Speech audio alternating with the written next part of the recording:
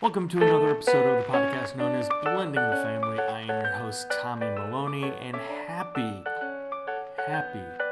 belated Thanksgiving to you, to your family. I'm very grateful for you to come by and have a listen to this. Doing a little best of episode. My guest is Taj Dashaun. And we talk about on his episode that ran last year, or this past year, I should say, not last year, this past year, about transitioning. You know, you were a athlete and now you're not. Taj and I have become close friends because Taj works for a company that's helping me publish the new book, My Dad's Advice at 5:04 a.m., which is coming out within the month. I'm recording this the day after Thanksgiving, so happy belated Thanksgiving to you. And I also just want to mention I've been doing a couple of Instagrams. I'm coming to you from South Carolina. The reason why I'm coming to you from South Carolina is I was in California for the dread day job, found out 19-year-old daughter had COVID, but it was when I was getting ready to come back or go back to Colorado, and I couldn't go back to Colorado. So what I felt like was one of the toys from Rudolph, the Island of Misfit Toys. I'm like, I don't know where to go, and luckily, I had choices. So here I am, staying with my mom and bonus dad. And when I leave here on Monday, I am sure they're going to be happy that I invaded their space probably 9.5 days, a little too long. But I'm grateful that I was able to spend Thanksgiving with them, even though I was planning on spending Thanksgiving with my wife and Otis, our puppy. Anyway, so Taj is on this replay. We're going to run some replays for the rest of the year, but I think I'm going to just, riff with you just for a little bit before we launch into the episode. Going back to the Instagram. So one thing I've noticed that I need to do a better job, and it comes from the word consistency. I need to be more consistent with my gratitude. And, yesterday being Thanksgiving, I spent time texting some friends, some dear close friends, just, wishing them, happy Thanksgiving, hope you're doing well, hope the family's doing well. But I'm like, why aren't I doing this every day? Why aren't I, and I know I've talked about this before on the podcast about, writing letters and, letting other people know that they're important to you or to me. And I did that again today. I reached out to a friend of mine who we jokingly say she is was my work wife, and she responded back with, "You just made my day." So these are the things that I want to do more often, and it's not that I want it to be reciprocal. I just want to put more gratitude out there. Again, on a consistent basis. So, there you go. So friends, family, be expected of receiving at least either a text or a voice text going forward. All right.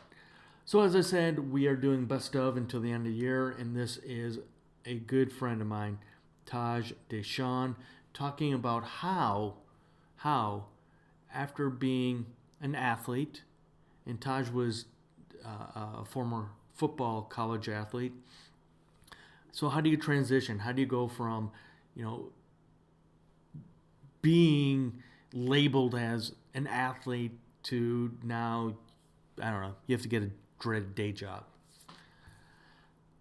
And one of the things I really want parents to think about, because as we're getting into,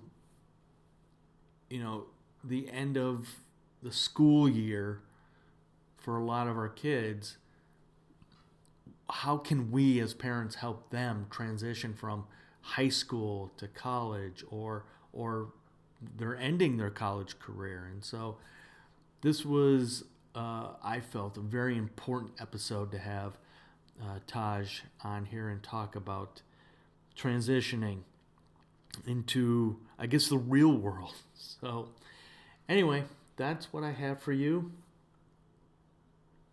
I am a little flustered because I'm sitting at the kitchen table, and I'm so used to having my home office for this. So I'm like, I hope this sounds well. I'm in a big room. Like I said, I'm in the kitchen, so not a lot of closeness as far as the walls and the sound. And anyway,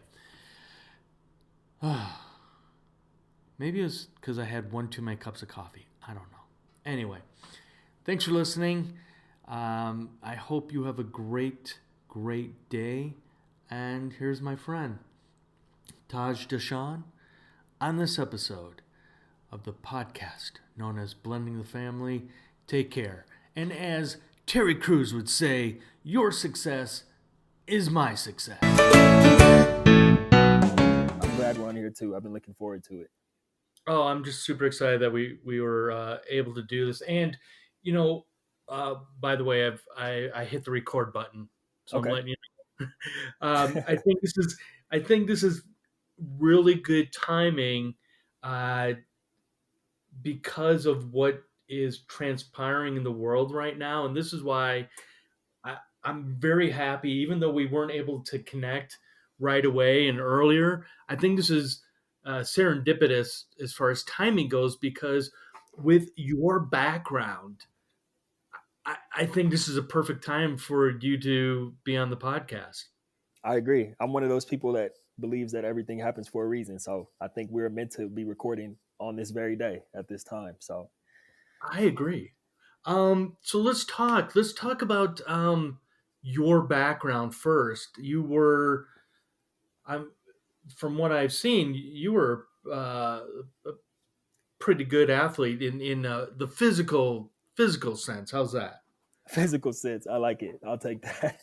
I'll take that. Yeah, I started playing football when I was around 10 years old, 10 or 11, I think, kind of in that in between, and fell in love with the game. I mean, I had been playing some sports before that, but football was like I knew it right away. It's one of those things, And then had a pretty good, high school career right off the gate. Was moved up to varsity my freshman year. Started getting some interest. I think I was a little bit of a late bloomer because I really didn't master my craft or really start getting attention from schools until my senior year, which kind of missed the window a little bit as far as recruiting the junior year, even though I did get some attention then. But anyway, based on the options that I had coming out of high school, I ended up going to Stony Brook University, which is out in Long Island, New York. I think you were recently in Long Island, weren't you? I was listening to one of your podcasts recently. Oh, that was you that listened to that podcast. Well, thank you. Yes, yes, I was in Long Island. I can't. I do a really bad New York accent. My wife is from New York, so she just looks at me when I try to break into a New York accent. She just goes, "Stop, stop." So yeah, I was recently in Long Island, New York, That's good. enjoying. No, I wasn't enjoying anything there. There was not a lot there. Um, before you keep going about Stony Brook, I want to ask you, what was it, Tej, about football? Why was that so your passion? What was it? um, I guess the physicality of it, I have to say, I think I was kind of a hyper kid.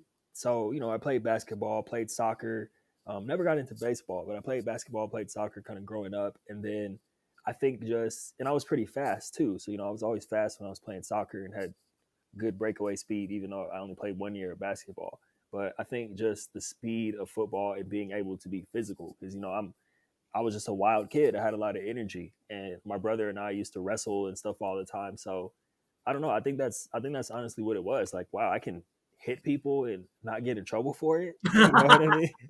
That's why my passion is hockey, because a little bit of that same mentality is you could hit somebody and get away with it, and then after the game you're shaking hands with them and having a beer afterwards. Exactly. It's all love afterwards, after we just beat each Yeah. other up for a few hours. So we get to Stony Brook, Mhm. and then what happens? Well, I guess I should take it back a little bit because I wasn't. I think because I was, and this is probably good for all your listeners with high school students, high school athletes. Once we get into that in a little bit, which I'm sure we Yeah. will.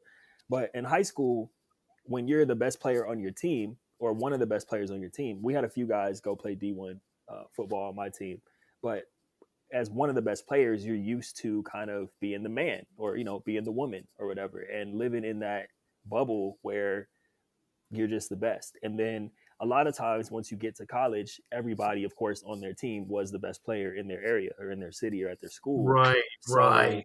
So another thing I experienced, just to be completely transparent for all the parents of high school, kids out there or people in high school listening, um, it goes very quickly. Like how a lot of times how coaches treat you in the recruiting process is totally different from once you're actually there on the team, right? Then there's no more trying to make mom and dad feel good about your future. There's no more trying to sell you on the program or sell you on the school. It's all right. We got you here. Now it's time to get to work.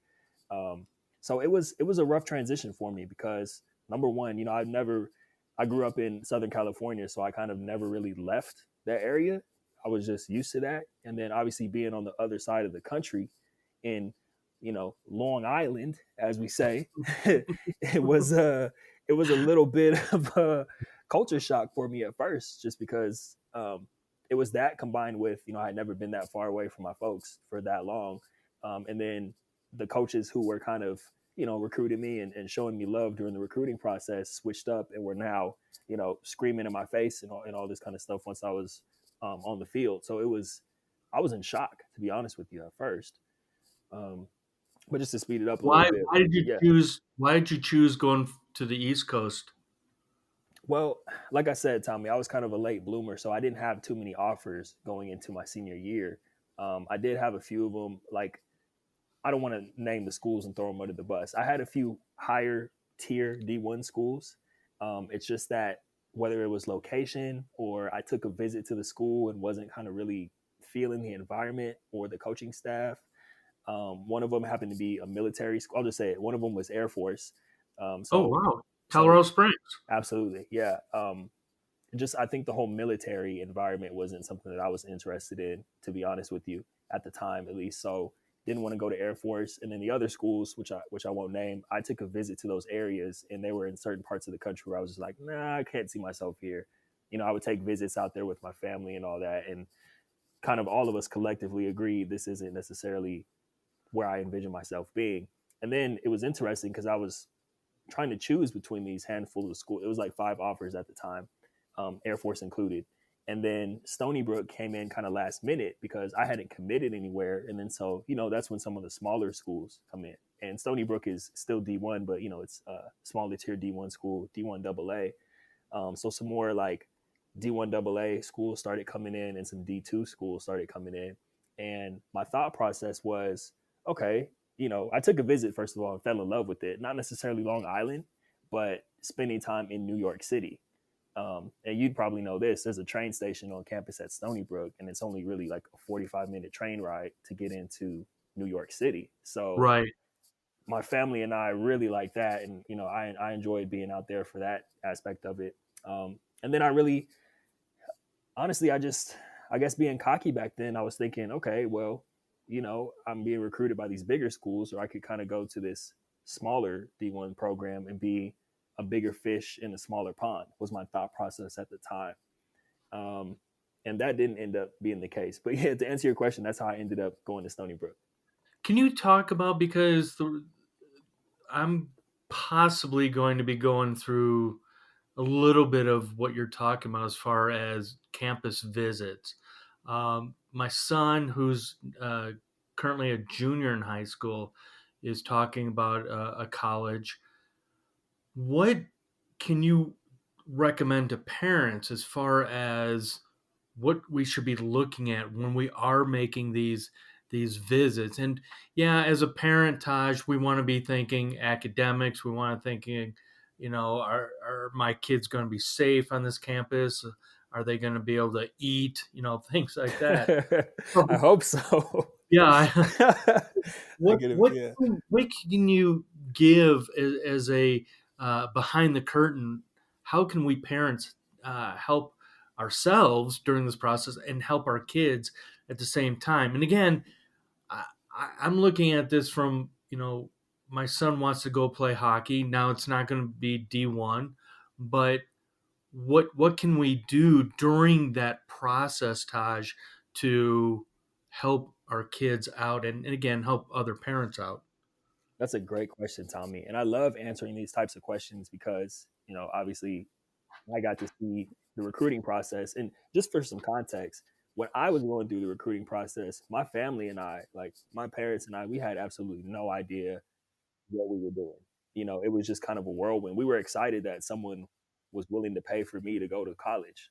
Where do we sign? Where do we sign? Exactly, exactly. So that was like kind of the extent of the knowledge we had about it. Was we had never seen anything like this before. I mean, I had a cousin. He was 5 years older than me. He played football at Cal, but he was so he's 5 years older. So by the time he was in college and by the time he had graduated college, I had never really seen it.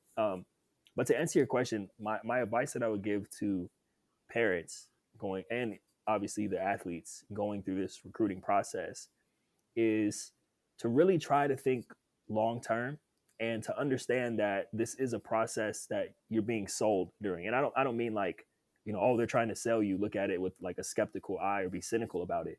What I'm saying is just understand that some of the things that are being presented to you or even the way the coaches may be interacting with you during the process is not necessarily going to be the same way that it's going to be when you get there. So I think just to do your own research is something that I would recommend into, for example, looking into do they actually have the major that you want to get into? Um, and we could probably do a whole nother episode on whether or not at 18 you should be able to decide what you want to do with the rest of your life. But I Well, mean, we could also do, uh, and I'll get myself into trouble. Uh, I've already told my I've already told my son. I said, if you don't want to go to college, that's fine. I mean, there's so many different ways you can get educated that you don't have to go. But that's again, Taj, that's another episode for you and I to cover. How's that? yeah, I'd love to do that episode with you too, because I mean, here you are doing a podcast, and you chase it like doing something that you're passionate about, and you can't. It's not like you went to school to do what you're doing now. You're doing it because it's something you enjoy doing, and it's important to you. So it would be kind of hypocritical for you to be like, "Go to school, son." I will stop you there. I did go. I went to school in Chicago, Columbia College, which is a arts college, and I did go there for uh, broadcasting. I didn't graduate, but I went through. That's great. So Love sorry, it. sorry to ruin your point there, but just to piggyback on that, I did when after I did leave college, I did look for on the job training. So I did go and spend my time in small markets to build up. And so anyway, back to you, Taj, in the booth, as they would say. In the booth. Yeah, I think just to kind of wrap up some of the advice, I would definitely say just understand that you're going through the process of being sold. I mean, like I had coaches coming over the house for dinner, coaches calling me after practice, um, all this type of stuff that you need to be aware of. And it doesn't necessarily mean that you're going to go to those schools until you have an official offer on the table. So, just some general advice I would say is kind of enjoy the process. Obviously, like it's an exciting time in your life, and at the same time, really be aware of what's going on and don't get too caught up in the hype of everything. Make sure you're making smart, informed decisions about where you're going to go, asking tons of questions, like as many questions as possible about everything. What is a typical day in the life of a student athlete in this program going to look like? If I want to take this major, are these classes going to be available to me? Are these classes going to interfere with the practice schedule? That's something I see that I think is important to bring awareness to is that certain, especially with the sport like a sport like football, which is so time consuming, certain majors they will flat out tell you you can't take this major because it interferes with the practice schedule. Like the classes are during Right. practice hours. So if you have a certain major in mind, um, then I would definitely, put your foot down on that type of thing. Like I said, I was just happy to be there and happy to get my education paid for. So when they told me I couldn't take certain classes, I just kind of rolled with it. Like, I'm getting my degree for free. I'll be fine. If I could go back, and obviously hindsight is 2020, but if I could go back, I would be like, no, this is actually the major that I want. So if I'm late to practice a few days, we're gonna have to figure that out, or I'm gonna have to talk to somebody about this. You know what I mean? So Did you at least get room and board? yes, yeah, it was a full scholarship. That was all taken care of. So Okay. Okay. um, yeah, I think and there's a lot of times where the room and board, of course, there's a meal plan and all that too. Um, and it's like depending on the school's budget, obviously, it's not necessarily unlimited. There were many times where I ran out of meal points. And you gotta borrow a teammate's meal points or kind of ask mom and dad if they can send some money over. So it's still Quickly. quickly, right? I'm hungry. My stomach is Yeah. growling. You could probably hear me on the phone. So yeah, that's just some general advice I would give. Yeah, I remember when I went away to this small school in Minnesota, and I really think that after, again, like you said, Taj, hindsight is 2020. If I really had thought about life, I never would have gone to college. But I, part of me was glad because it did help me somewhat grow up. It did help me with, uh, like you're saying, if you didn't have any money for food, what were you going to do? What were your options? How were you make that happen? And so that was something that, again, I'm happy I went, but looking back, I was never good in school, so I think I should have just gone a totally different route. One thing you're talking about started resonating. Unfortunately, it deals with the world of Hollywood, and I'm sure you're familiar with the movie The Blind Side. Hmm. Right. And when Michael Orr was going through that and again, I know it's Hollywood, but when he was going through the recruiting process, and you had all those major schools and the major coaches showing up, it's not really realistically like that. And not to really compare and contrast Michael Orr with what your college career. So uh, what was something that you learned, a life lesson you learned during that recruiting process that you still have with you today?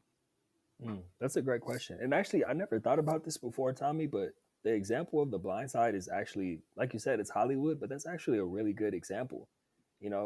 Obviously, I wasn't as highly recruited as a guy like Michael Orr coming out of high school, but at the same time, that movie is a pretty accurate depiction of what the recruiting process is like, even on a smaller scale, you know. And I think one thing, hmm, it kind of ties back into what I said earlier about being informed, more informed about the process and not just being excited to be there. I think I would have taken more, I guess agency would be the right word, and have more I don't know, just taking more, kind of done more looking under the hood. Not that I regret going to Stony Brook. I think it was a great decision. I love, I had a great experience once I got over the culture shock. It was a great experience, great experience for me. And, um, but I think the process, I was a little bit stressed out and overwhelmed at the time because, I come home from practice, and this is high school. You're coming home from practice, and then you're on the phone with coaches, and you still have to do homework. And, there's coaches pulling you out of class while you're at school. And it's just kind of, a lot of it can be overwhelming because you're like, all this is going on. Um, and I have to make a decision that I'm going to have to, I can't take it back. Once you sign that letter of intent, you can't take it back. So that's kind of a long roundabout way to answer your question and say I think that I would have been a lot more educated. Like for example, I would have reached out to my cousin who is 5 years older than me and went through the process at Cal, and I think I would have talked to him and kind of picked his brain a little bit and get some advice on him about how to maneuver through these certain things that I was going through. Like I have cousins right now who I try to talk to as much as possible, like because they're going through the recruiting process coming out of high school, and I try to keep in touch with them and kind of be that that sounding board for them, or just give them some words of wisdom. So yeah, awareness. I think it comes down to awareness for the players and the parents. Um, and I'm gonna just mention this to you, Taj, and anybody listening. There's a good chance you're gonna hear possibly a bunch of senior high school girls doing something because it's supposed to be social. Uh, what do you call it? Social Distancing. thank you, distancing. However, and this is why I'm happier on this episode.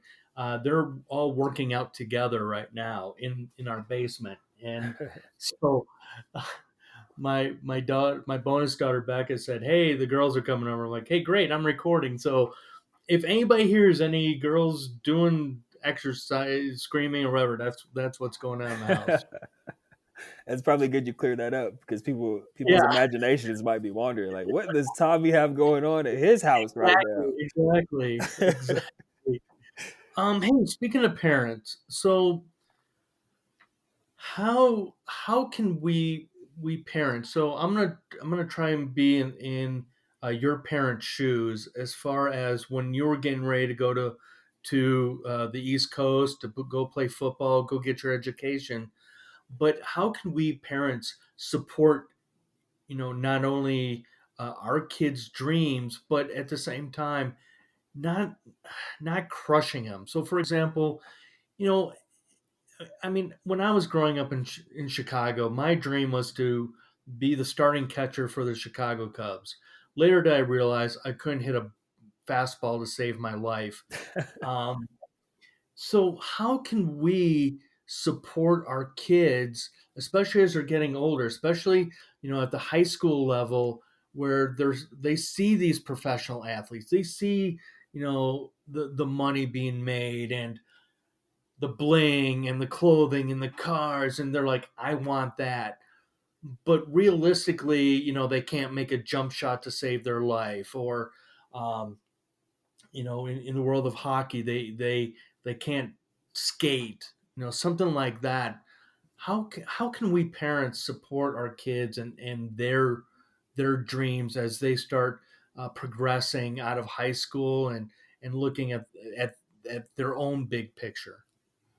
I think it's important as far as support. I think what's most important is reaffirming that you're there. Like not trying to persuade them to go in any typical like any type of direction, as in like, oh, you should stop pursuing this because you're never going to make it. You know what I mean? Or obviously Right. obviously you don't want to be that blunt. I don't know anybody who would really do that. I mean, unfortunately there are some parents out there who would be that blunt. um, but I think it comes down to just letting them know that you are in their corner and you do support whatever it is that they want to do. And I think what it is, Tommy, and you probably know this in all the work you do, that sometimes it just takes having like an adult conversation, like especially if we're talking about, being a teenager, just to kind of, I don't want to use the word plan B, but if we're talking about athletes who may not have a chance to either play collegiately or play professionally, then just having a conversation about maybe the statistics, like there's only a certain amount of players who make it to that level. You know, it's only right, only 2% of collegiate athletes make it to play professionally. So you have that other Right. 98%. And then even the 2% who make it to the professional level, their career could be, 3 years maximum. And that's in any league, not just football. We're talking about, there's the players that you never hear about, or the players who get cut during camp or have a career ending injury. So it really boils down to way less than 2%. Um, but just I want to make sure I'm answering your question properly. So are you asking, like, are we talking about high school athletes who are getting ready to go to college, or what kind of conversations are you talking about having? Well, actually, just when our kids are saying, "Well, I want to be a professional athlete. I want to be, the next whoever." But again, you know, not to crush, our kids' dreams because, let's say, you know, I'll take basketball for example. You have to have the height, and if your kid, I mean, yeah, there was Muggsy Bogues, but um, if they don't have that, I don't want to say to a kid, hey, I know you want to play in the NBA, but let's be realistic. And, maybe this goes back to your point of having those adult conversations. Maybe that's what it is without really crushing their dreams, but letting them know you're going to support them, but at the same time, you got to be realistic. Right. Yeah. I think that's what it comes down to is just having those adult conversations and letting them know. Like you can even laugh about it. It doesn't have to be this serious thing where it's like, look, you got to understand the percentages. You're probably not going to make it. You could even I think like one thing that I love about you, especially since we connected and I started listening to your podcast, is there's a lot of self-deprecation, right? You put yourself down in like almost constantly at every episode, but it's hilarious, right? Thank you. So you're welcome. It's kind of like you can have those conversations with your kid as a parent, almost like, I mean, look at me, you know. Oh, yeah. I think that would be a smart way to do it. I think I would, when I look back at my folks, those were kind of, some of the things my parents always kind of did the same sort of thing when they were talking to me, and it made me feel like it wasn't as much of a personal attack on me, but more so like, they're kind of talking about themselves as well. Like you got my genetics, so Yeah. it is what it is. Um, yeah, I think I'm happy you said that. And I just want to stop you there mhm. because of the genetics thing. And, my poor son, Connor, I mean, I am going to be biased because number one, I'm his dad. Number two, I used to coach him, and I see he's got the skills to really be a really, really good hockey goalie. But unfortunately, he and we've had the discussion. He just doesn't have the height. And so that's why I wanted an expert such as you, Taj. I don't want to crush his dreams. I don't want to be, the dream crusher. I don't want to be his negative Nelly. I want him to thrive, but at the same time, it's like, dude, if you're lucky, you're going to maybe be 5'9", if you're lucky. Average professional goalie is probably 6'5", 6'6". So I like how you're framing it of you got my genetics. You're not really going to be able to be that professional athlete you want to be. However, maybe there's a spot for you as a water boy. I don't know. Maybe that is crushing his That's dreams right tough. The water. I was with you until the water boy thing. The water boy thing might be a little bit too much. That might be one of those things where he just storms out the room and slams his door after that one. But I think there. That wouldn't be the first time. while you were talking, Tommy, something actually popped into my head. So, in addition to kind of, I guess, the self-deprecation, and I'm not a parent, so I'm really just trying to put myself in the shoes I'll of. sell you a kid or two. I'm good. I'm gonna hold off for a little bit. Okay. Okay. All right. I appreciate it though. But I think it's also important to remind them that, okay, number one, of course, I'm going to support you on your dream to being a professional athlete. You have you know, my unconditional support and love throughout this process of trying to make it. Like I got your back. I'm in your corner as your parent. And at the same time, I want you to know that it's okay if you don't make it, if it doesn't work out, because it's not like I'm going to love you any less. It's not like you don't it's not like you're less valuable as a human being because you didn't make it professionally. If anything, especially with what I'm doing now, working with former athletes and retired athletes, I think it's important to start early to just instill in like the younger generation that sports is a tool, right? It's like a personal development tool because Yeah, you're competing against other teams and you're learning how to work in a team, work with others. You're competing against other people. But the most important thing that you get from sports is that you're competing with yourself.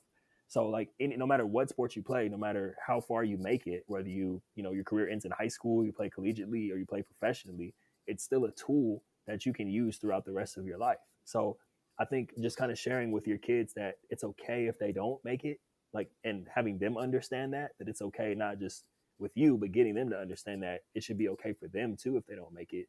And then letting them know that whatever they get through this experience, no matter how long their career lasts, they're going to be able to use that experience for the rest of their life. Like one thing I say with my former athletes, or I say to anybody I'm working with, is okay, so you played for X amount of years, your career was this long, and you had game day like once a week or so on average, a couple times a week if you played a different sport. But on average, game day was once a week. Whereas, okay, you're no longer wearing the jersey. You're trying to figure out what you're going to do with the rest of your life. But now every single day when you wake up is game day, and you're competing with that person in the mirror, and you have all the tools that you learned through playing your sport. So that was just on my mind while you were sharing. I think that would be important to share with your kids too. Uh, I don't know how you're doing this. You must be.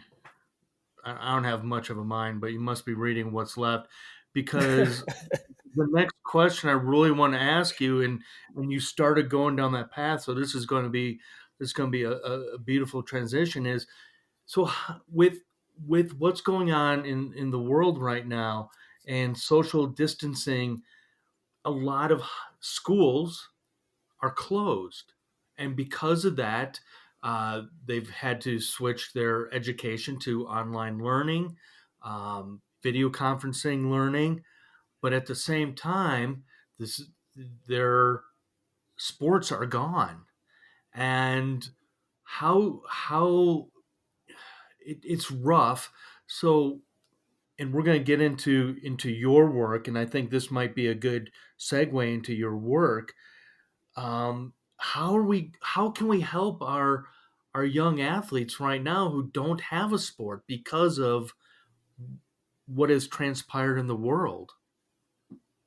Right. I think first of Right. all, these are like obviously crazy times. We've never seen anything like this before, and of course, it's dramatically impacting athletes all over the place. Not, of course, high school athletes, but collegiate athletes. Spring, with spring sports who had their seasons canceled. It's been like a crazy past few weeks or so, and I'm having a lot of these conversations. I predominantly work with collegiate athletes after they graduate, but I've been having a lot of conversations with those athletes, and it's been rough.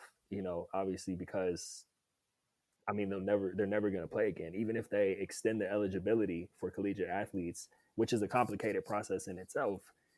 You're still not guaranteed that scholarship spot or anything like that.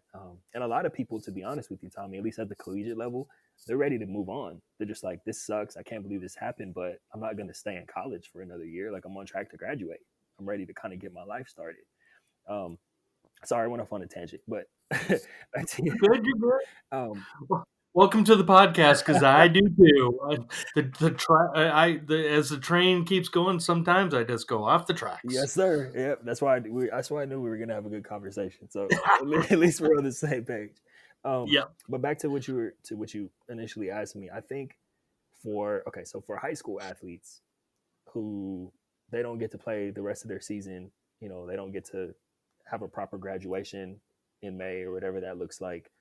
Um, I'll just stick specifically to sports because that's my expertise. But to the parents, I would say I think it really starts with understanding what's going on, right? Even at the high school level, um, they've spent, I'm assuming, they've spent 4 years playing with their teammates who are now their best friends, and they love to play whatever sport they're playing.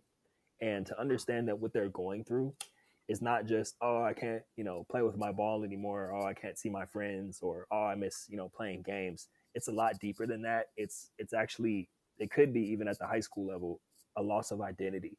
And I often equate it to almost like a death. It's like a loss of self. It's almost like kind of having, like, when I stopped playing football, I felt like a part of me had died. And I know that sounds dramatic, but I felt like this part of myself that I had known myself to be, and that other people had seen me as for 10, what was it, 12, 13 years of my life was now gone, and I didn't know who I was without that. So even at the high school level, athletes can go through the same thing, and I think it's important for parents of these high school athletes to understand that, not necessarily for all of them, but some of these athletes are going through some pretty traumatic stuff right now, and they may not necessarily want to open up and talk about it right away. A lot of times it's also because they don't necessarily understand what they're experiencing. They just know they wish they could get back on the field or on the court or whatever, with their friends and with their teammates. But what they're also experiencing is a loss of identity and a loss of self. So through using some of this kind of language, I'm hoping that any parents listening can maybe, take the words I said, like loss of identity, loss of self. It's almost like, part of you has died or whatever, something like that, and maybe be able to kind of relate to their kids in that way by using that language. But I also think it's important to not, don't try to force it. I think in every, parent and child dynamic is different. But one thing I always appreciated about my folks, and for me, the loss of self was when I came home from college. And I was done playing football. I didn't know who I was outside of the pads. But one great thing that my parents did was not try to force it, but almost like, hey, we see that you're obviously going through something right now. And we want you to know that when you're ready to talk about it, or if you just need a hug or some kind of support, we're here for you. So yeah, that I lost what I was, the train ran away again, Tommy, but that's what I wanted to say to the That's parents out okay. there. Now, but nowadays, no hugging, no hugging. 6 feet distance. That's true. I forgot about that, man. Exactly. Maybe a hug from across the room. There you go. I'll hug you, Taj, but it's going to have to be virtually right now. Yeah, I'm giving you a virtual hug back right now too, Tommy. We need So that. the name of your business is Thrive After Sports. Yes, sir. What inspired you? What happened after college? Because I'm very wanting to hear your story, because I think this is going to be very important to, not just. Uh, I think this is really going to be important to parents, because it was like you were saying, that was your identity. You were a football player. That was your identity. It didn't matter your name was Taj Dashaun. You were a football player. Hmm. So Thrive After Sports. What were the steps to get you creating this business? Yeah. So, well, I'll tell you where the name Thrive After Sports came from first, because I think that'll kind of lead into how it all came together. Um, like I said, when I came back home from college, I was really struggling because, and I knew I wasn't going to the NFL. I didn't have the best college career, and that I won't get into all that. But there's a lot of factors in that. I didn't have a great or the great college career that I thought I was going to have. So the NFL, especially by the time my junior and senior year came around, I was like, okay, NFL is definitely not happening. I'll graduate. I'll come back home. I got this degree. I'm in a good spot in life. The world is my oyster right now. But that wasn't really the case, because I came back home and I didn't know what I wanted to do. I didn't know what my interests were outside of football. I didn't see myself like kind of just working the typical 9 to 5 and going to sit in the cubicle all day. That the thought of doing that kind of drove me crazy. I spent the last 13 years of my life playing football. So to imagine going in and wearing a suit and tie and sitting in a cubicle all day, like that scared me, to be honest. I was like, I don't know if I want to do that, you know? Um, so here I am back home in my childhood bedroom, no idea what I want to do with my life, no experience, which is something that I don't think is talked about enough. Yeah, you get your education paid for, but if all your time is consumed by the sport, you're coming out of college with a blank resume. And not everybody's going to be super impressed that, you were a star athlete. They want to know, like, what does it have to do with this job? Why should I pay you? you know? Right. So anyway, it was a very, very troubling time for me. And I'll kind of tie it into the name, but Thrive After Sports came from when people used to ask me how I was doing there in that time. I would say, man, I'm just surviving. And I really felt like I was in survival mode, because all I was trying to do was just get enough money to move out of my parents' house so I can feel independent again, take care of myself, pay my own bills and all that, have my own spot, my own apartment and everything, like I did when I was in college. And so I used to say, I'm just surviving, man. I'm just just in survival mode right now. And then eventually, and I'll kind of dive into the full story, but as I started to learn more about myself, have some, I guess, financial success, kind of, success career wise, I said, all right, I'm not going to say I'm surviving anymore. I'm going to go from surviving to thriving. So I would say I want to thrive. I don't just want to survive through the rest of my life. I want to thrive. I want to live a full, thriving life.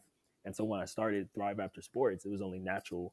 When I started working with athletes, it was only natural for me to call my program Thrive After Sports. Um, and so what actually led me here, I'll kind of give you the short version because I know we probably have a lot more stuff to talk about. But eventually I did get a job after moving back home. My first job was in sales because athletes, a lot of people tell athletes, hey, you should be a coach because, like you can stick around the game, or you should be, um, you should be in sales because you're competitive, and you're a go getter. So I'm like, okay, I guess I'll get into sales so I can make a lot of money. But nobody ever tells you that you have to, in order for you to be good at anything you're selling, you have to actually be enthusiastic about the product and genuinely like it, or like be interested in that field. You can't, like, at least in my experience, if you try to sell something you don't believe in, you're going to fall flat on your face because that comes across when you're trying to sell it to people. People are like, this guy's just trying to get some money. He doesn't really care about this product or about me. So that's where I was. I realized that sales wasn't for me, at least not in that respect. And I was like, I want to start helping people in some capacity. I don't know how, I don't know where I'm going to do it. But it's funny, Tommy, because realizing that I wanted to help people is what led me here. I just kept sticking with that. Whatever I do, I'm going to help people. So a natural step from sales was recruiting. I got into recruiting, started helping people land jobs. I love that. My favorite part was not getting the commission check when I helped somebody land a job. It was like, this person's happy that, they can eat now. They can keep their lights on because I helped them. Right. Oh yeah, yeah, yeah. So that was extremely rewarding. And then I got it. My next job after that, I was working in career services. So basically still recruiting, but career services at the Art Institute in Hollywood, California. And I was helping like young creative students kind of land jobs out in the LA area. And they were into like fashion, culinary, just really cool stuff, really interesting, creative, young creative folks. And I enjoyed that job too, because once again, I was helping people. I did so well at that job in terms of placement numbers that I got recruited for a job in San Diego County where I was working with low income families, and refugees, because San Diego is, or at least was at the time, a sanctuary city for Syrian refugees. So I was helping Yep. Syrian Yep. refugees, and right, I was helping them find jobs. Syrian refugees and like families on welfare, kind of helping them break the cycle of, poverty. And so around that time, I was also working with kind of guys who graduated after me, or kind of helping out guys who, I might have grown up with playing. And I was kind of helping them navigate their lives now that they were done with sports. So I would go to my job and then I would come home and then I would be on these phone calls with former athletes. And it got to the point where like even people I knew would be like, hey, can you talk to my cousin? So I'm on the phone with people I've never met before. Like, hey, I just heard you graduated from, this school. What are you doing now? Like, what are you up to? What kind of things are you experiencing? Like, are you feeling depressed right now, or what kind of jobs are you looking for? What's going on in your life? And having these like heart to heart conversations. And one day the light bulb went off because, like I said, Tommy, I really didn't want to be the guy sitting in the cubicle for the rest of my life. And even though I was helping people through the job that I was working at in San Diego County at the time, it still was not, I was like, man, I'm really getting tired of going to this office. And I feel like I can help people in a bigger capacity if I wasn't limited to, whatever corporate structure, excuse me, whatever. I need some water. I'm over here. I feel like I was limited by the corporate structure. So I was like, man, this is kind of like the perfect idea for me to start working strictly with former athletes. So I just jumped ship like an idiot, instead of being like, instead of being like, once I have enough money, I was just like, I kind of like left that job a week later and then just dove in. And I moved back in with my parents. And I'm fortunate enough, obviously, in case you couldn't tell by now, I have great parents. So they were, Mom, Dad, I'm home. Holy crap! What? Yeah, they were. Don't get me wrong, they had their doubts, and I still had to get a part-time job. They didn't want me just waking up every day and trying to build this dream, this vision that I had. They believed in me enough to let me move back home to pursue it, but not like, hey, you got to make sure you got some money coming in too. So I got a part-time job, and I was working on the business, and it's since then I've been at it. So I actually have been working with athletes for around, it's coming up on 3 years, but it's really about 2 years since I like jumped in full steam and actually really started pursuing it, developed a curriculum, started taking it seriously. Um, and yeah, since then it's just I've been, and I'm happy to get into like how the program works and all that if you want to, but that's kind of what led me up to building and creating Thrive After Sports. Well, two things come to mind. The first thing out of your LinkedIn profile, I love this sentence, and it says, "After several years of stumbling around in the dark, I began to take my eyes off myself and focus on serving others." I think that's Taj. I think that's beautiful Thank you. because I think that's where your pivot, as the new word of the day is, once you saw that, and I'm just generalizing here, but once you saw that it, and I know you said this before, it wasn't always about the money, but once you've really believed in helping other people, that's when things started to change. Hmm. Absolutely. Yep. The other thing too is because as somebody who's battled majority of their life of depression, because you talk about that in your LinkedIn profile. What was that, or go through? Can you go through that, and how did you recognize that you were going through depression, and how did you eventually? I don't know if you did or didn't, but how did you get out of that? Yeah, I think um, I've had several battles with that, just like you. It was obviously when I first came back home from college, that was the first part of it. And then the second time happened once I actually started. This was around the time where I first kind of started working at the Art Institute in career services. I was, in my career, making decent money, helping people, but it kind of came back again because I was like, that void came up that I was talking about, where it's like, yeah, I'm doing what I set out to do, but the money is not enough. And even though I wanted to help people, I'm not helping people to the degree that I feel like I'm capable of. Or maybe, in hindsight, it's that I wasn't necessarily helping the right group of people, right? Because helping athletes is like near and dear to my heart, obviously, because that's something that I have been through myself. So what got me through it was really leaning into that. And exactly like that first sentence you read off my LinkedIn profile is took my focus off of myself. And ironically, that's led to the most opportunities and, um, success and things like that because I wasn't looking at me. I was focused on contributing to others in some capacity. On top of that, really just doing the work on myself consistently. Obviously the self improvement. Um, I've taken a lot of. Have you ever heard of Landmark Forum? Um, Years ago. Okay, yeah, it's basically like a personal development program that I took. My girlfriend actually invited me to go. She had done it and had a huge transformation in her life, and so I'm like, oh sure. I mean, if it worked for you, and obviously I see a difference, I'll go check it out. So I went there and got a lot of. It's almost like group therapy in a sense, and I had always kind of shied away from therapy and stuff like that.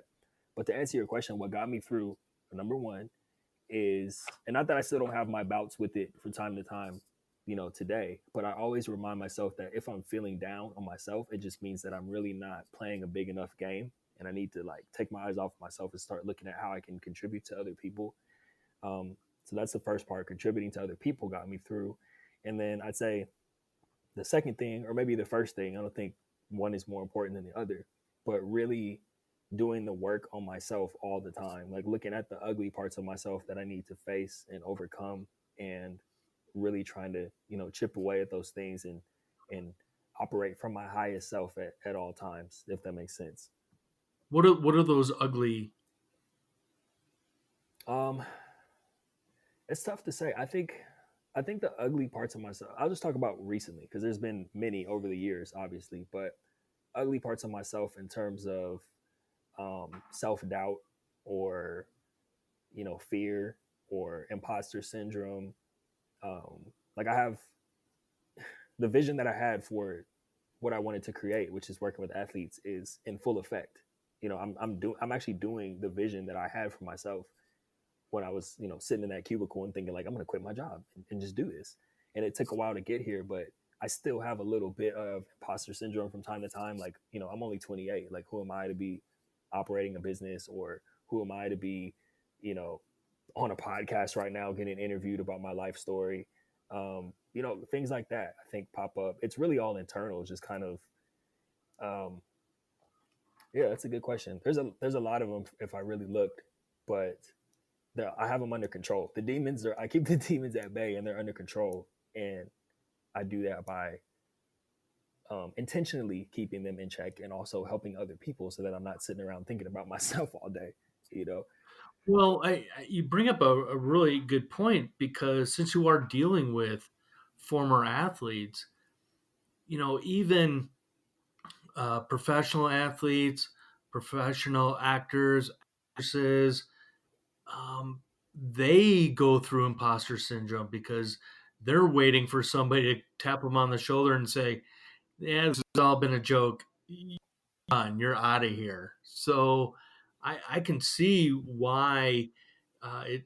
In my opinion, it's like an osmosis. The people you're dealing with a little bit is that it's funneling to you going, hold on, who am I to try and help somebody else who was an athlete at this level? Who am I to be able to help them when somebody else should be doing it? So I I commend you on just the fact that you, when you recognize it, that you can um, do something about it in a positive way. right? Thank you. Yeah, you actually just brought up a good point. Something else that I forgot to bring up in terms of like the self doubt or the imposter syndrome. I had a lot of that at first. Like if let's say for example, like I played at Stony Brook, right? And I just told everybody, if you don't know about Stony Brook, that's a smaller tier D1 AA program. And here's this guy who maybe was a superstar basketball player or football player or something at Clemson, for example, right? A huge program that everybody, like a household name. I used to have that at the beginning where it's like, who am I to be working with this person? Or here's this guy who played in the NFL and I never even made it to a camp. Here's this guy who had like a 3-4 year career in the NFL and is now looking to figure out what's next. I had a lot of that imposter syndrome at first, but what helped me overcome that was just realizing that I'm the whole reason I started Thrive After Sports is to be the person that I needed in my corner when I was going through that process, that transition, that loss of identity. And that loss of identity is the same no matter what level you're at. Like we just talked about high school for a little bit. Like I don't think, I mean, maybe it could be more severe because if you played in college or the pros, you had an additional 5, 6, 7 years on top of your high school experience. But that loss of identity, that loss of self, is the same at any level. So if I'm saying I want to be the guy to go back in time and help myself deal with those things, it's not about the level that you played at. It's about the experiences that I had and that I overcame internally. So if I can help someone do that, that helps me overcome the imposter syndrome too. Especially as I start to work with more athletes from bigger programs or professional players. So it's like, I know what I'm doing now. I have a lot more confidence than when I first started. What's a go-getter mindset in your opinion? A go getter mindset is someone who is a go getter mindset is I'm not going to be stopped, is like relentlessly pursuing whatever it is that you want to achieve. So I had a go getter mindset about building Thrive After Sports. Like I knew that it was going to take some time. I knew that I was going to be broke for a long time. I mean, by no means am I a rich man today, but I'm saying a go getter mindset is like in the face of all adversity, you just keep going. It doesn't matter what it is. You set the plan, and that's what it starts with. It's not like, okay, I'm a go getter, but you have no vision. It's creating the vision, um, having a clear picture of how you're going to get there and then just executing day in and day out regardless of what happens. As corny as it sounds, one thing I always say is like the only way you can fail at something is if you quit, and we've all heard that before. But I think that's the mindset of a go-getter, is like, you know I'm not going to quit on this, because then I failed. That's the only way I fail, is if I quit. So Who, in your view, has a go-getter mindset right now? I mean, a lot of people. Obviously me, you. I think you have a go-getter mindset because you made this Uh-huh. podcast happen. you know, after after months of us going back and forth and not being able to coordinate, you kept like, reaching out and making sure that it happened. So um, you know, I think any athlete, especially if you play at an elite level, any athlete, there's so many people. I know so many go-getters. It's hard to say.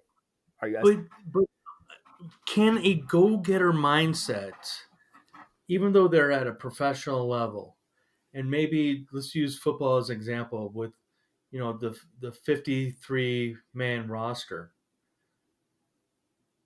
uh, and this is just me being me, but it seems that not every single one of those guys has a go-getter mindset. They are in a professional sport, and it might be a little bit of, I'm here, Mm-hmm. I was good, and I'm going to stay here. But they don't necessarily will continue to put the work in because maybe they don't feel they have to because they've already reached that high level. Right. Agreed. Yeah, I agree. I think the go getter mindset is more so something that it's not like permanent. It's not like this person was born a go getter and this person wasn't. I think it's something that anybody can apply. Like a school teacher can apply a go getter mindset to, like, I'm going to finish grading these papers. You know what I mean? Like all the teachers around the world right now who are doing Zoom calls with their students, like I'm sure it takes a go getter mindset to keep those students on track and paying attention while they're hosting the Zoom calls. So the example you brought up is a great one. Like guys, for example, in the NFL, who they're like, okay, I made it, or whatever. They're not concerned about being the top player or anything. They're just kind of there and maybe just coasting a little bit, collecting a check. Maybe they just don't have a go getter mindset about the sport anymore. And maybe later in life, or maybe they have a go getter mindset about other things currently, or maybe they'll have it later. I think it's more so something that can be applied, not necessarily something that you're born with. Can you break down a go-getter mindset? Like, what does it look Uh, like? What does a go-getter mindset look like? I think it looks like I think it comes down to a few things for me. Like the words that are going through my mind right now are clarity, vision, clarity, and execution. Like, so what does it look like? Let's see. I guess I hate to use I don't want to make it seem like I'm self centered, but so me using my go getter mindset today was I had 6 calls today with former athletes scheduled, right, and then I also had a bunch of work that I needed to do. So the go getter, and also I had this podcast scheduled with you. Like this is the last thing I'm doing today. After this podcast, I'm gonna have some dinner and then write out my goals for tomorrow. So the go getter mindset is me. Last night I'm sitting there writing out, okay, these are all the things I have to do today, and they're all scheduled, and this is what I'm going to do in between this call. I'm going to get this work done after this call. I have my podcast with Tommy in the evening, and this is what I'm going to do. And this is what I'm writing down. I'm going to plan the next day after that. And then the go getter mindset is simply like waking up and doing it. It's not this, people write down goals all the time, but it doesn't mean that they're actually going to do them. Like I woke up this morning. One of my things that I do is I put my running shoes next to the bed so that I have to walk by those shoes, I might as well put them on and go for a run. Might as well, yeah. Exactly. I'm gonna be feeling really guilty if I put those running shoes by there and I'm like, nah, I'm not gonna go for a run this morning. So I don't know if I answered your question. That's the best way I can break it down No, is, no, is through my no. own I experience. think I you touched on a point about people setting goals. I'm under the belief of one of my mentors is Brian Tracy, and Brian Tracy years ago talked about um, what people do is they create like a to do list, and it becomes a to don't list because they get overwhelmed. You know, I'm going to do this, and it's like 10 things. And then they're like, oh my gosh, it's way too many. And then a friend of mine, Chris, she said what she likes to do is HVAs, high value achievements. So instead of doing 10 things of not end up doing, you create these three HVAs a day. And what three things can I do today that are going to get me through my day versus, I got 20 things to do. I've got to walk the dog, I got to clean the house, I got to exercise, I have to eat. It's like you get overwhelmed. And so if you just break it down to, all right, what is it I want to accomplish today in the time that I have today? I think that could be part of your go-getter mindset is if I say I'm going to do these three things, I'm going to make them happen. Right. Right, exactly. Long term or short term goals doesn't matter as long as you have something laid out in front of you and you're making a commitment to hold yourself accountable to make those things happen and you actually execute on those day in and day out. You're a go getter. You have a go getter mindset, right? Even if you miss a day, that's okay. You didn't have the go getter mindset that day, but you can apply it again the next day whenever you want. It's always available to you. Yeah, and don't beat yourself up over it. Oh my gosh, I wasn't able to do this one thing. My whole life is ruined. Right. Yeah, I've been there. I've done that. I've beat myself up like that before too. But you know, I do that every day when I walk by my running shoes. that's hilarious. Hey, well, hopefully this conversation, Tommy. Hopefully us having this conversation will encourage you to put the running shoes on in the near future. You Oh, know. I did go for a walk today, and I will let you know, Taj. As of right now, as of right now, it didn't update. Didn't update. But anyway, I have over 13,675 steps today. Congratulations.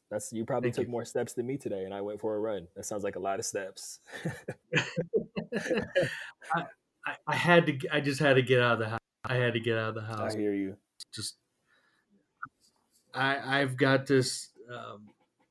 Long story short, I'm the dreaded day job has me grounded, so I'm super happy about that. So I get up early, and I write, and I do things. The Just another side note behind the curtain for everybody. A friend of mine and I are toying with another podcast. We put one episode out, and anyway, so I love being home, but that's one of the things I have to remind myself is get out of the house.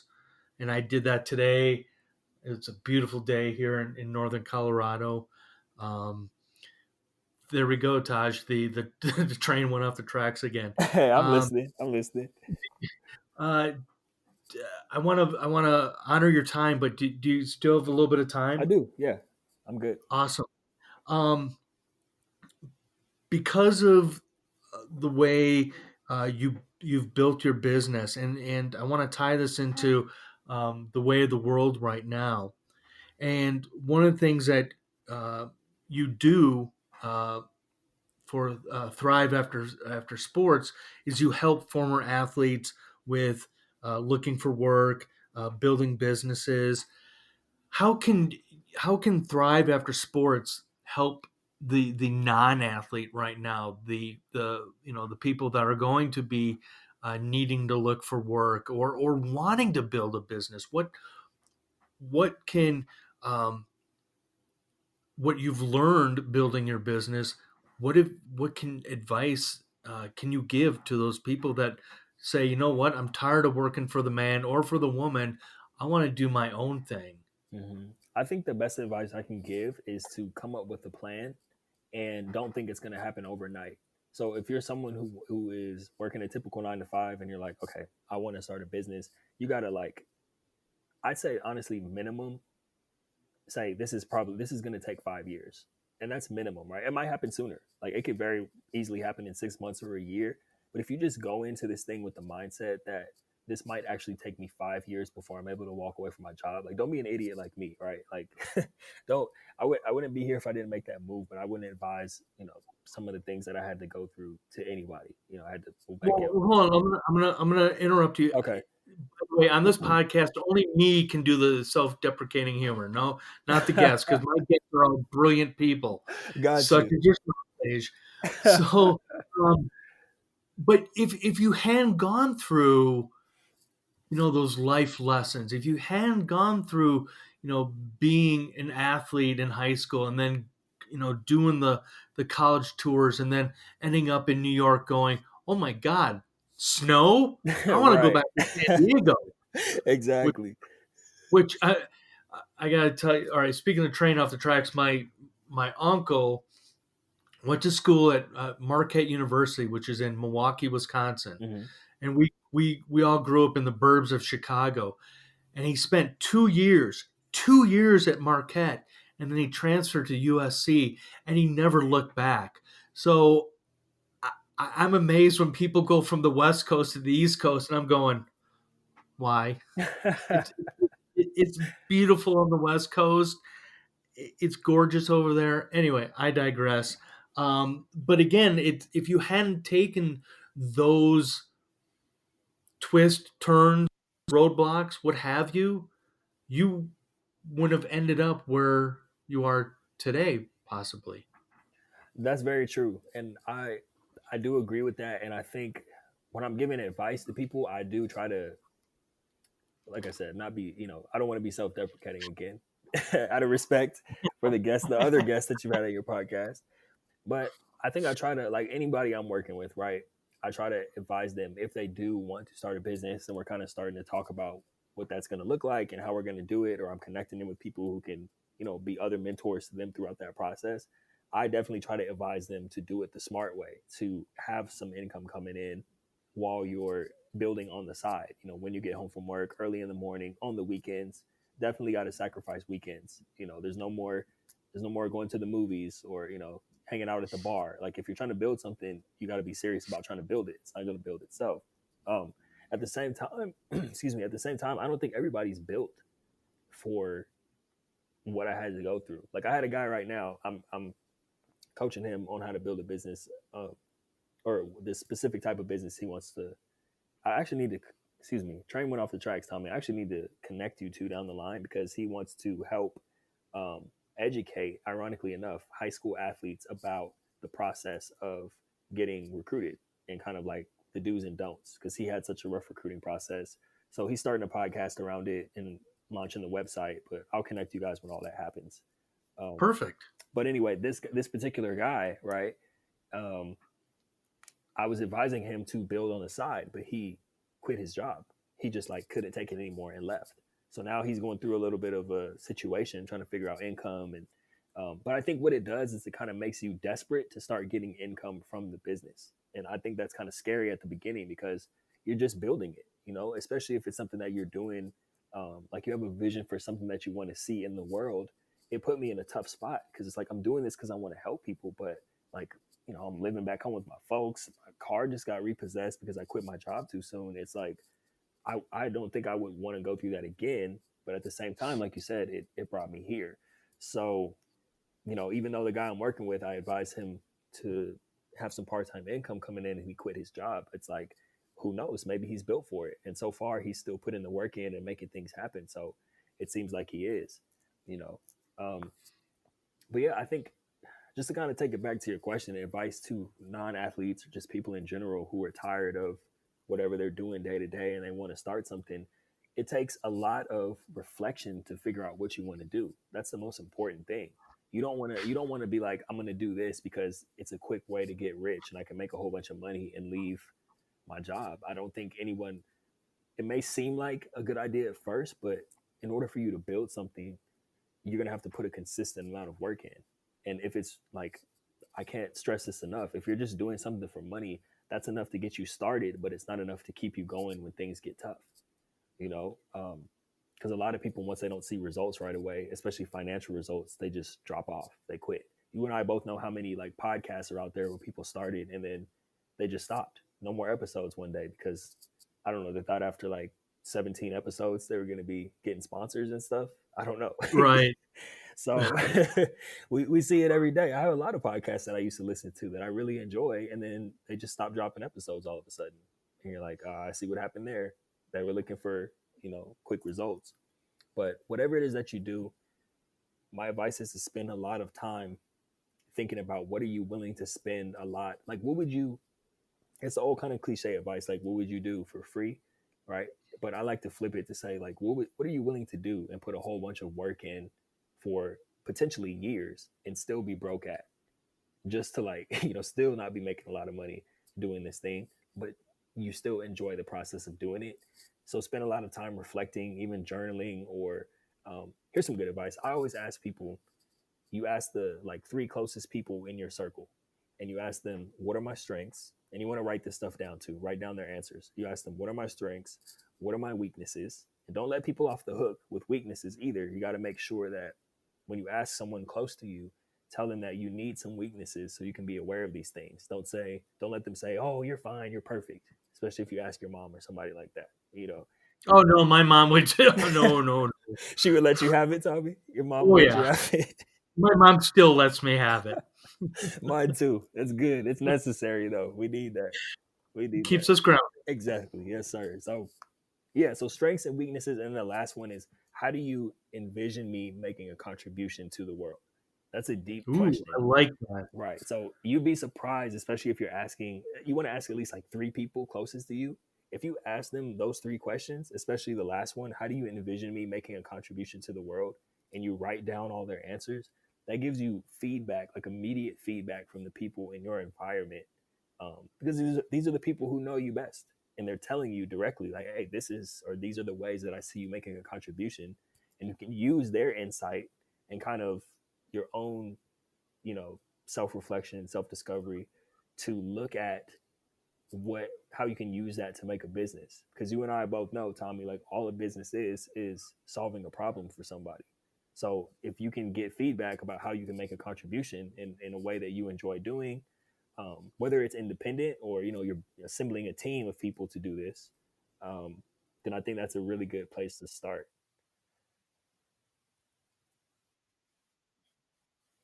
What is your strength? What is your weakness? And what is the envision uh, to the world? What can you bring to the world? I love that. And I agree, because the whole weakness thing I hate, just because it's so old fashioned when it comes to the world of job interviewing, and when in as of late when I hear that question, I just look at them and I go, I'm not here to work on my weaknesses. I'm here to work on my strengths, and that are. But Whoa. the way you Mic phrased it, drop. the pardon? I said mic drop. That was a great one. Oh, I've had oh yeah, That's a great response, because I've had so many people ask me that question in interviews, like, what do you consider your weaknesses? And I hate that question too. It's like, yeah. wow, that's a great response though. I'm not here to work on my weaknesses. I wish I would have I'm said not that to here to work on my somebody. weaknesses. Exactly. However, but the way the when you talk about it, when you talk about your close friends, and again, um, oh gosh, I'm going to screw up the quote that Jim Rohn always talked about. You are the you are the one person of your five people, and I'll put the actual quote in the show notes. But it also goes to, if you're the smartest person in your circle, you need a bigger circle. Hmm. But I really like the way you do that, because you get people on their high horse thinking they're the world's greatest gift to whatever. But when you present it to them going, well, tell me your strengths, and you hear what from your friends, from your close friends, what you're good at. But at the same time, I think that's, what, that's great marriage counseling right there too. Mm, wow, I never I thought mean, about it like that before in terms of, wow, because yeah, it's a partnership. So you're like asking these questions exactly. for the sake of the partnership to get feedback. That's huge. Well, I heard this years ago from Darren Hardy, who used to be the editor in chief of Success Magazine, and he talked about how he was at some some event, and the speaker said, when you're in a marriage or in a relationship, what is the percentage that each person should be doing to maintain that relationship? And of course, the old standard is 50-50. Hmm. However, in a relationship, it's 100-100 because you want both people invested in that relationship. That's right. That's awesome. I love that. I love what your strength, weaknesses, and vision to the world. That again, I'm just thinking, coming from you know working with other dads, this is something I can borrow from you, and say, sit down with your significant other, ask them these questions, and get honest feedback. And that's the thing too, is you have to have the honest feedback. Right. Exactly. Yeah, it's important. That's why I recommend doing it for the people that you're closest to. And it's great because and I really do like hone in on the weaknesses too. Of course, the most important question is the last one. The how do you envision me making a contribution? But like you said, the weaknesses part is really important too because it's not like, when we're in a job interview and they're asking us, like you said, what are your weaknesses? And you're not here to work on your weaknesses. In this case, when you're asking someone close to you, it's not necessarily that you're asking that question because you are trying to work on your weaknesses, but it's important for you to have these things on your radar. And if you want to work on them, I mean, you have the freedom to do that because, like, a lot of times, some of those weaknesses could be the things that are holding you back from making the contribution that people might, the feedback that they might give you from the third question. Like, the way that you could make a contribution, some of your weaknesses could be stopping you from doing that, you know? One of the things that, like when I asked my mom that question, and this was I had already started Thrive After Sports at the time, but one of her answers for weaknesses was not communicating enough, right? Like because sometimes I kind of go into I don't call people. I just kind of go into work mode, and I'm out of communication a lot. I'm just kind of grinding. I'm on the phone with somebody working or I'm putting in work. But when she said that, it triggered something with me like, okay, I need to start reaching out to more people in my life. And I also need to start reaching out to the world more. And that actually it made me start a podcast. It made me start putting out, videos and content and articles. And it's like, oh yeah, I can still help people and make a contribution, even if they're not in my program or I'm not working with them one on one. So the weaknesses question is important too. I just wanted to hone in on that because you want to make sure that your weaknesses aren't keeping you back from making the contribution that you're here to make in this life. Well, you're talking about the video. I mean, that's how I found you, was somebody had shared one of your videos. I'm like, and I wish I had written it down, Taj, which specific video you did, because it really talked to me, and I'm just like, oh my gosh, I got to get this guy on the podcast because, again, whatever it was just beautiful and brilliant. But then again, all your videos and content are beautiful and brilliant. Thank you, Tommy. I appreciate that. You're trying to make me blush right now. What's going I on? am. Well, Well, it worked. It worked. Thank you.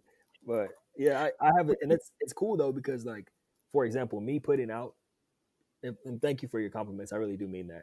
All jokes aside, but the fact that I'm putting out the information, like you said, leads to us connecting. And now I'm aware of your work and what you're doing, and you and I are connected. And who knows, like down the line, where our relationship is going to lead to, what it could turn into as we both continue to like be on our missions. And now I have someone else who I'm acquainted with, and now I'm able to listen to another great podcast by connecting with you. But it started with me putting something out, and that happened. exactly. So it's important. Well, and it somewhat goes along with the imposter syndrome, is that if you get so bogged down with imposter syndrome, you won't, as the great Jim Rohn would say, you won't share your gifts with the rest of the world because you're too scared. And I'm so grateful, and I'm sincerely, I am so grateful. Whoever shared that one video, and I saw that, and I'm like, I think you might have been talking about maybe young athletes or maybe high school athletes, but whatever it was, it was a perfect timing. And I was just like, I gotta get in touch with this guy. This guy knows his stuff, and so uh, I'm just grateful again the timing. And as I've always, or not always, but ever since I met my wife, who's a is my faith guru. There are no coincidences, Mhm. and so if you believe in a higher power or not, I do, and I just believe that God said, "Hey, Tommy, you should be on LinkedIn right now because there's this guy, Taj Dashaun, with Live After Sports. He's got a little video out there you gotta see." I'm like, "Oh, all right, whatever you say, man. Sure." Yeah, I agree. I feel the same way. Nothing's by accident. You were meant to see the video. We were meant to connect, and after months of trying to coordinate schedules, we were meant to record today. So it's We great. are. All right, so here's the last question. You ready? Yes, sir. Ready. All right. Um, what has changed in your life the past 12 months? Wow, that's a great question. Okay, let me look back to 12 months ago. What has changed? I'm more. It's crazy because 12 months ago, I felt like I was doing a great job already of working on myself, being introspective. Um, but as I look back a year ago where I was, it's willing to, like, kind of like we talked about, looking at the ugly parts, and they're not necessarily ugly. It's just kind of like, things we all need to work on as people. Um, in the past 12 months, what's changed is that I've done a much better job of sharing more of myself. And I don't just mean online or through social media or whatever. I mean sharing more of myself with people around me. And that vulnerability, ironically enough, has led to other people, whether it's, family members, my girlfriend, just anybody around me, or clients, former athletes I'm working with. It's let my vulnerability has allowed them to be more vulnerable, which has allowed deeper transformations to take place, not just for them or the people around me, but for me as well.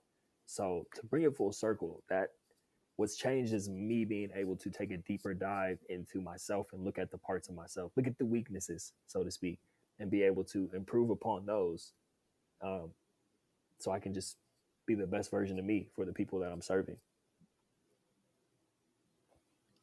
Beautiful, man. That was beautiful. Thank you. That was a great question. That came out of left field too. You're good with these questions. They come out of nowhere.